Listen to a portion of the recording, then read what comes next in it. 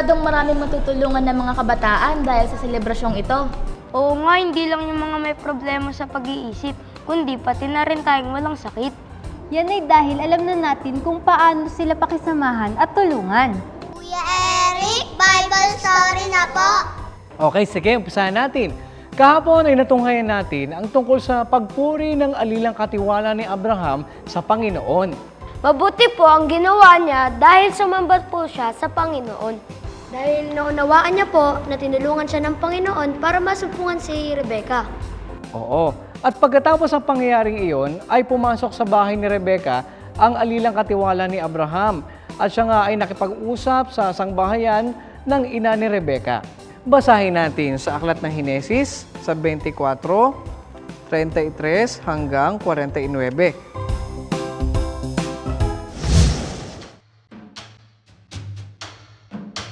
At siya'y hinainan nila ng pagkain. Datapwat kanyang sinabi, "Hindi ako kakain hanggang hindi ko nasasabi ang aking sadya." "Magsalita ka." "Alilang katiwala ako ni Abraham at pinagpalang mainam ng Panginoon ang aking Panginoon. At siya'y naging dakila at siya'y binigyan ng kawan at bakahan at ng pilak at ng ginto at ng mga aliping lalaki at babae at ng mga kamelyo at ng mga asno. At si Sarah na asawa ng aking Panginoon ay nagkaanak ng lalaki sa aking Panginoon nang siya'y matanda na. At siyang pinagbigyan ni Abraham ng kanyang lahat na inaari. At pinapanumpa ako ng aking Panginoon na sinasabi, 'Huwag mong papag-aasawahin ang aking anak sa mga anak na babae ng mga Kananeyo na siyang lupaing aking tinatahanan. Kundi paruroon ka sa bahay ng aking ama at sa aking kamag-anakan at papag-aasawahin mo roon ang aking anak.' At sinabi ko sa aking Panginoon, sakaling hindi iibigin ng babaeng sumama sa akin. At kanyang sinabi sa akin, ang Panginoon na sa harap niya'y lumalakad ako, ay susuguin niyang kasama mo ang kanyang anghel at kanyang pagpapalain ang iyong lakad at papag-aasawahin mo ang aking anak sa aking kamag-anakan at sa angkan ng aking ama. Kung magkagayoy, makakawala ka sa aking sumpa. Pagka ikaw ay dumating sa aking kamag-anakan, at kung hindi nila ibigay sa iyo, ay makakawala ka sa aking sumpa. At dumating ako ng araw na ito sa bukal at aking sinabi, O Panginoon, na Diyos ng aking Panginoong si Abraham, kung ngayon pinagpapala mo ang aking lakad na nilalakad ko. Narito, nakatayo ako sa tabi ng bukal ng tubig at mangyari na ang dalagang lumabas na umigib na aking pagsasabihan, makikiinom ako sa iyo ng kaunting tubig sa iyong banga at siya'y magsasabi sa akin, uminom ka at iiigib ko pati ng iyong mga kamelyo. Ay siyang maging babaeng itinalaga ng Panginoon sa anak ng aking Panginoon.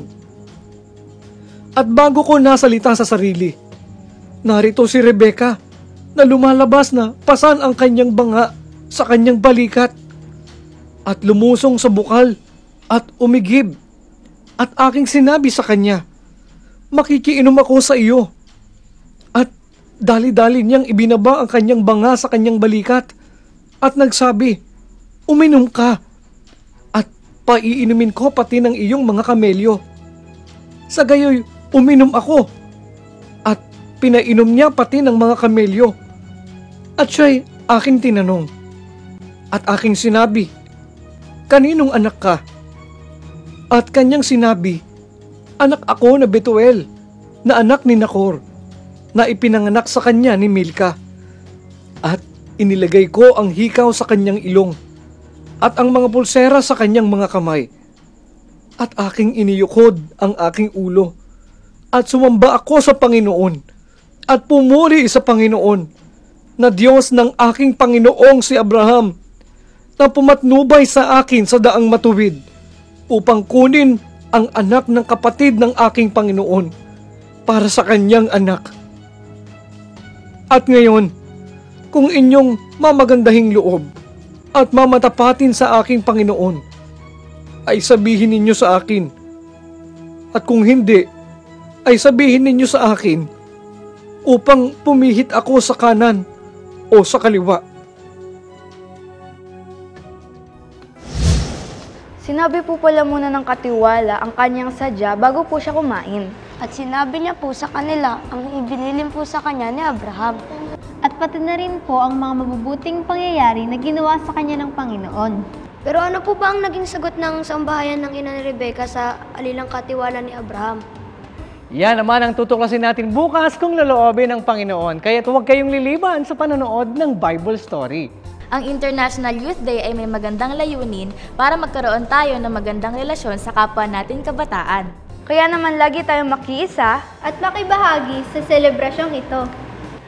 At ang pakikiisa sa mga ganitong gawain ay hindi naman masama, lalo't ang layunin ay mabuti.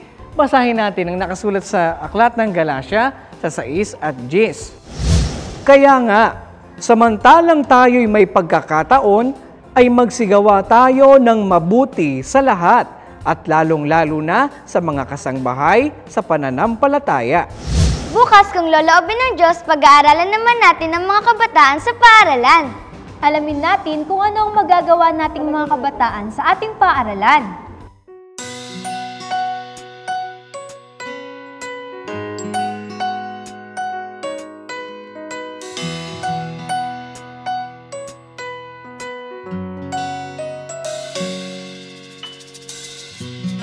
Tagulan ay dumarating, ito'y paghandaan natin. Katawan ay palakasin sa mga wastong pagkain. Kalungkutan natin ay papawiin. Pagkatapos ng ulan, araw ay sisikatin. Sa pagbuhos ng ulan, atin ngang nalalaman, sa Diyos nagmumula ang kabutihan. Pananim at kagubatan, nadidiligan, sa lupa'y nararamdaman kanya. Pagmamahal magpakailanman.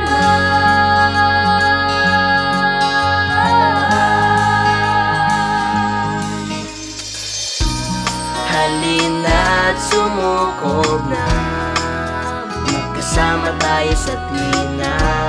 Sa hirap at sa saya, pag-ulan may di bali na. Sa problema ay huwag nang padadala. Sa pagtila ng ulan, panibagong pag-asa. Sa pagbuhos ng ulan, atin ngang nalalaman,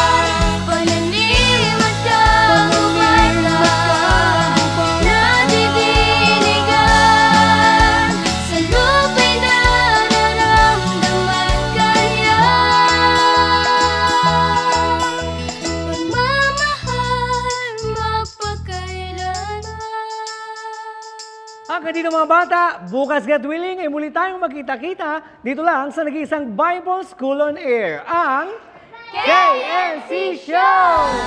KNC Show. We'll teach us while we grow.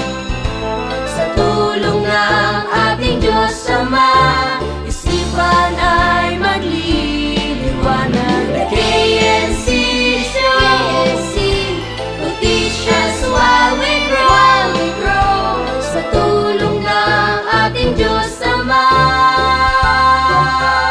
isipan ay magliliwanag na.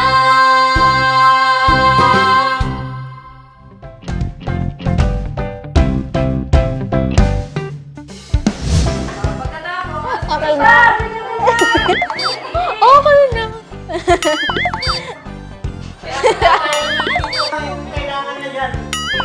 Tapos na yan eh.